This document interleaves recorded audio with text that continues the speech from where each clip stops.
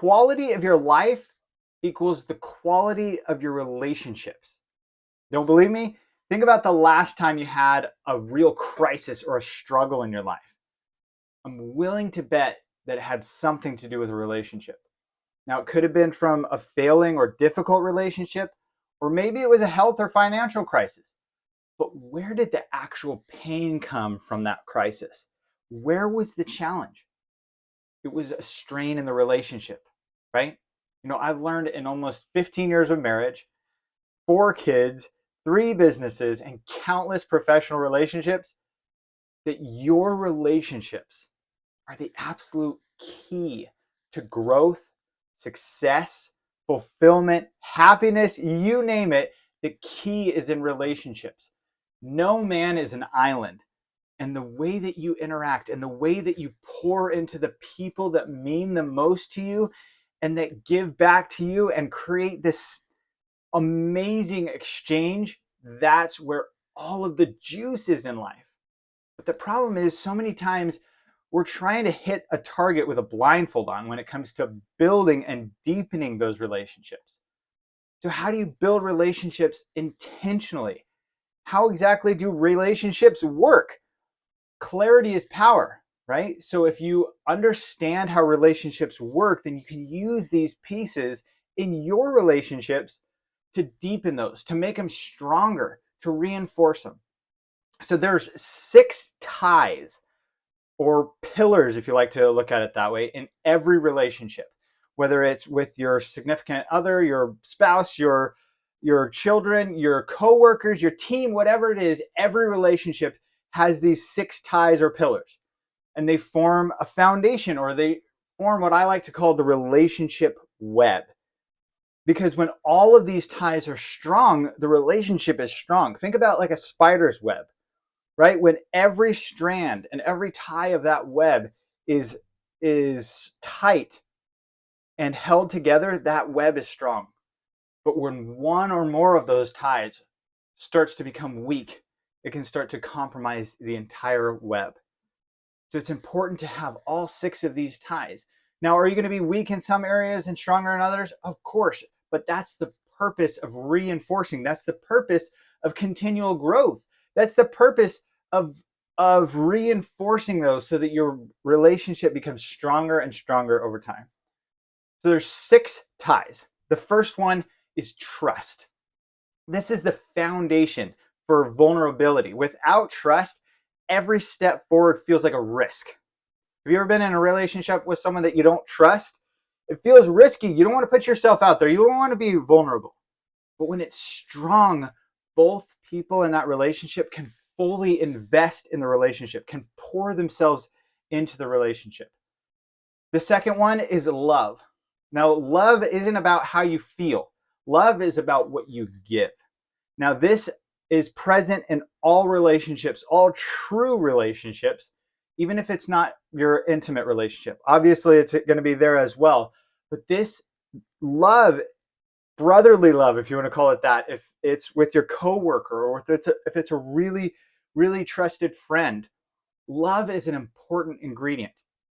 But love is an action. It's about what you do for another person, not just how you feel. The third tie is communication. Now, communication it isn't about just getting your point across. Most people, when they think communication, they think talking. But it's about so much more than just speaking. It's about actively listening and really tuning in so deeply so that you can feel the other person emotionally, a lot of times even without words. They did a study years ago, and they found that 7% of communication was actually verbal between humans. 7% was actually the words that came out of your mouth. I think it was 37% was tone. Basically, the way you said something. Have you ever been talking to someone and they say, well, it's not what you said that bugged me, it was how you said it? There's so much truth in that, because the tonality makes a huge difference. And 55%, I think I'm getting my percentages right there, over 50% of all of our communication is body language, is physiology, it's how we show up, it's the eye contact, it's the way we're there, it's the presence. So next time you think of communication, don't just think of speaking. Think of an actual deep interaction with another person. The fourth one is appreciation. This is about truly noticing and acknowledging the unique value, the presence, and the efforts of the other person. It's not about just saying thank you. I think this is a controversial opinion, but I think in our culture, thank you has become almost self-serving. Now, I don't mean the words, I don't mean the meaning, but I guess the meaning that we've collectively put to those words, because so often we're just trying to get a boost of our own self-motivation. Like, thanks. Now I've done my duty. I said thanks. Now I'm moving on.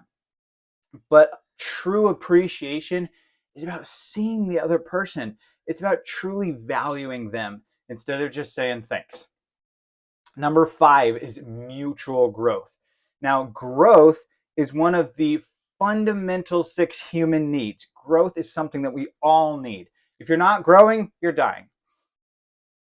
But we also need mutual growth in our relationships. We need to both be growing together, because ultimately, if you're not growing together, you're growing apart. This is going to be about celebrating the wins, but it's also about facing struggles together. It's about learning from those struggles, learning from those speed bumps, and rising higher together. Because when you grow together, there is endless possibility for your relationships. And number 6 is true presence. This is one of the ones that we really struggle with, especially in our Western culture, because presence is the energy and the focus that you bring to the relationship. It's about choosing to show up, not out of obligation, but from a really deep, genuine desire to be all in the relationship. It's about being there. Have you ever had a situation, especially a stressful situation, where you had a friend that was just there for you? They didn't need to speak. They didn't need to give you all this advice. They were just there.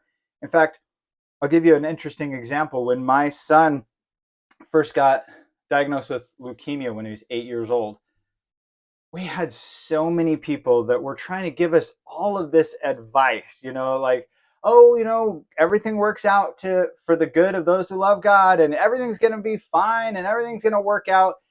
And I know they meant well. So I'm not meaning this as an attack on them, but so few people understand the true value of presence. Instead of feeling like you have to say something all the time, sometimes you just need to be there. And the fact that you're there with that person in your relationship can make all the difference. We had 2 separate friends that showed up when my son was in the hospital, and he was going through treatment for 2.5 years. He's almost done now, thank God. But for 2.5 years, he went through treatment.